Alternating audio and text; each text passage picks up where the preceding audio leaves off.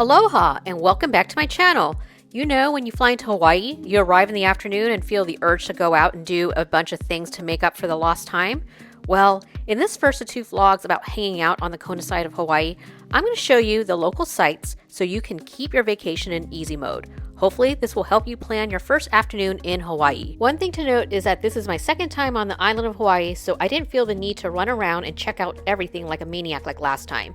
If you want to see those activities, I will include a link to that video series in the description box below. Aloha! We're in Big Island! And when I say Big Island, I mean the island of Hawaii. Welcome to the Big Island, where doing less feels like more. This is our first afternoon in Kailua-Kona, and we're keeping it easy. I'll cover what we did on our 2 other days in Kona in the next vlog, so make sure to like this video and subscribe to my channel. You know you're in Hawaii when the airport diner serves poke and locomoco. Like last time, we rented a car because that's the key to us being able to get around the island for the rest of the week. First things first, we're hungry, so we're going to Super J's. Super J's is a family-style restaurant that we ate at during our last visit and was featured in a previous vlog.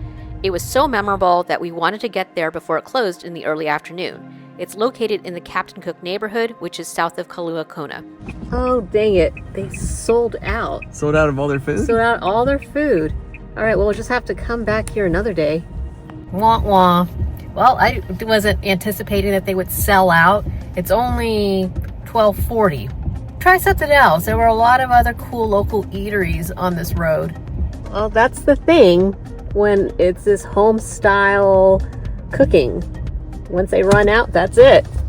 But no bother, we're gonna drive about half mile down the road to another local place. Luckily, there are plenty of other eateries around Captain Cook, and we only drove about a mile up the road. South Kona Grinz came through with classic Hawaiian plate lunches. Right away, the mural that included donkey balls felt welcoming. Oh, that's so nice. It's a sea turtle. Hopefully we'll see some sea turtles tomorrow on our dive. South Kona Grinz is known for their plate sandwiches, and we were hungry after our 6-hour flight from LA. Sitting outside under the awning while it was drizzling put us in a relaxing mood. It's not Hawaii without a rooster invading your personal space. It doesn't get any more organic than this.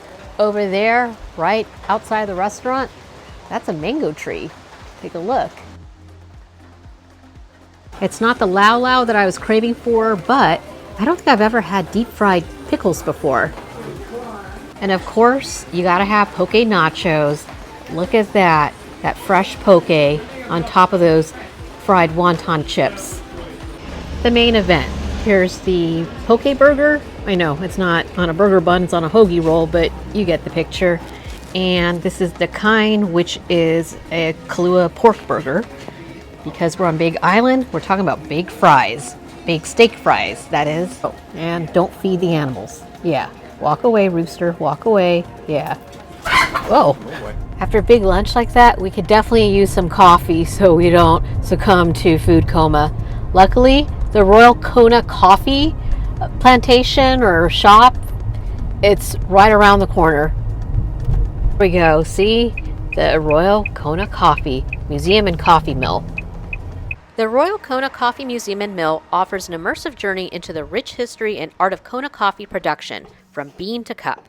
Visitors should check it out for an authentic and educational experience that highlights the heritage and craftsmanship behind every cup of Royal Kona coffee. I'm going to skip out on the museum tour. We did it 3 years ago. What we are really here for is for the coffee. I love how there are free samples here, so that way you know what to order. So many choices. Guava ginseng. Okay, I've never seen that before. Chocolate macadamia nut. Huh, that could be interesting. Oh, so they're the ones that make the guava ginseng tea. Okay, so if you're not a coffee lover, you can always try tea. Here we go. Jackpot. 100% Kona coffee. Thing is, most of the time when you buy Kona coffee, it's only 10% because it's the regulations say 10%, or if you have at least 10%, you can call it Kona coffee. But here, it's all 100%. Here we go, 100% Kona coffee.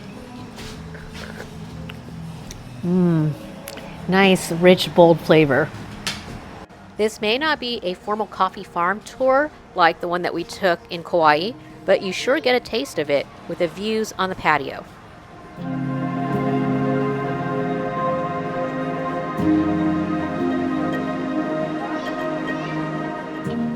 Down there, I think that's their coffee, all packaged up, ready to go. No need for 23andMe. Look at this, it's the coffee family tree. Wow, and it goes through all of the different branches. It all starts off with this Rubia C, I think that's how you say it. Do you know how the coffee, they branch off into two types? So there's the Arabica and then there's the Robusta. And that's where you get Vietnamese coffee. It's actually a Robusta bean. The only place where you know for sure you're getting 100% Kona and not 10%. Kona coffee comes from the exclusive pear berry that looks like a cherry. The unique combination of volcanic soil, ideal climate, and meticulous cultivation practices contribute to its distinctive flavor profile. Well, while they're making our coffee, might as well walk around the museum and take a look at the equipment that they used back then. Kona coffee is typically characterized by its smooth, medium body, low acidity, and rich, nuanced flavors with hints of chocolate, caramel, and nuts. See what I mean? 100% Kona coffee. Now I wonder if those are actual coffee beans in there or if they're just a prop. There we go, 100% Kona coffee with a shot of ube flavoring. There is something relaxing about sipping on a cup of 100% Kona coffee while on the lanai of the coffee center as it was raining outside. This really does feel like an afternoon in Hawaii on easy mode. You look relaxed with your 100% Kona coffee. Yeah, hopefully it'll keep me awake. This is perfect because I'm still on LA time, so I'm worried about getting jet lagged this afternoon or this evening. I don't want to fall asleep at 6 p.m. This may not be a formal coffee plantation tour, but hey, this is the most chill coffee bar, right? I mean, take a look at the views. Can't get that at Starbucks.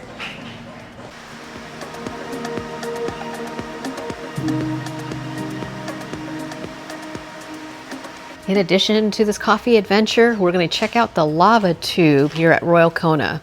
So basically, it's like a cave tour, but it was created by a lava flow.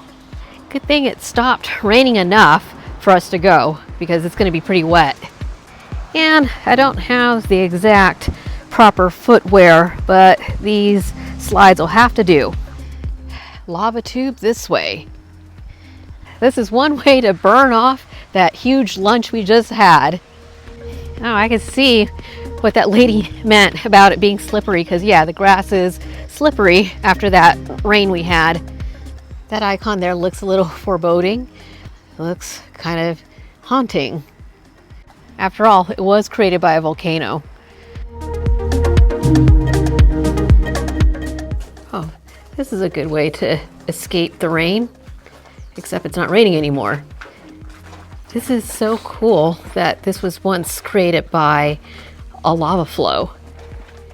And we're at the end of the tunnel because you can see the light. Oh, and the rain is coming back, but that's okay. We have protection through the lava tube.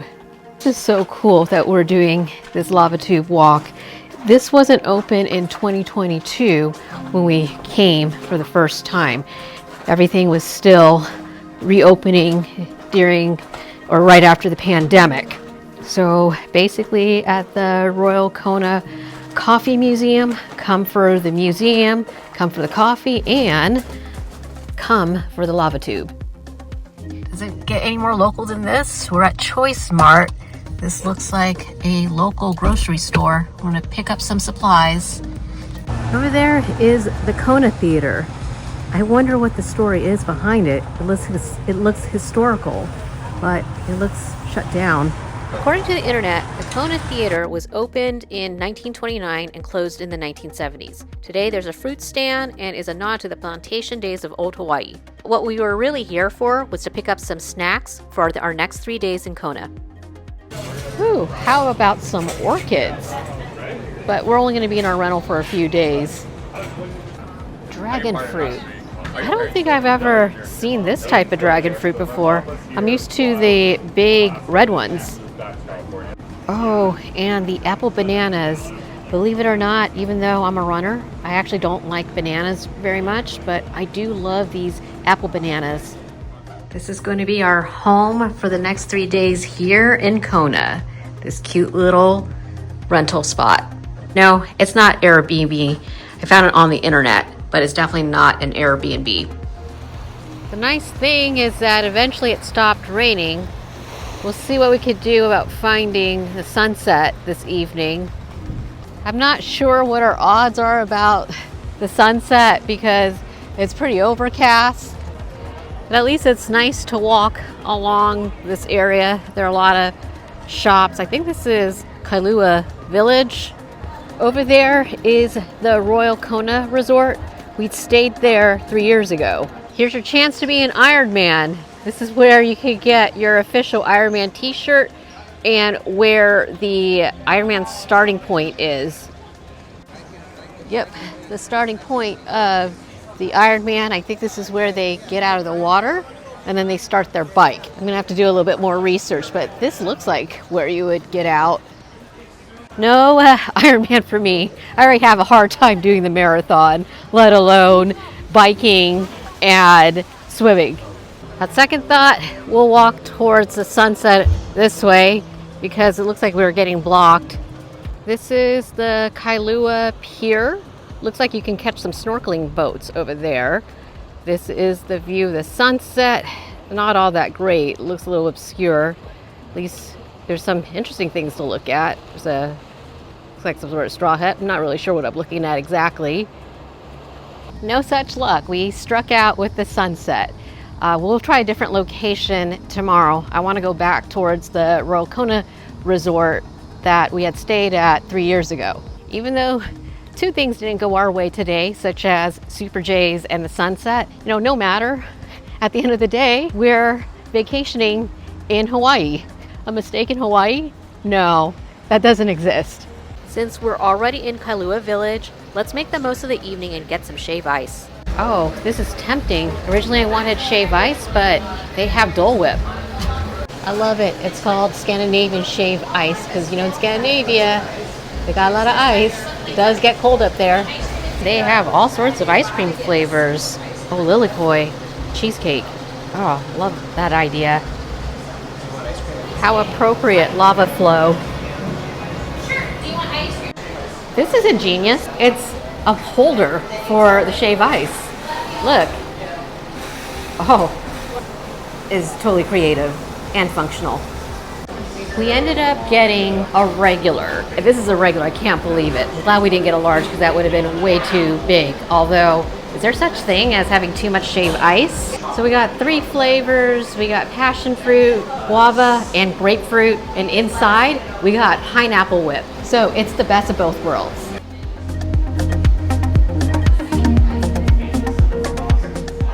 We struck gold. There it is, the Pineapple Whip Center. Not a bad first day, huh?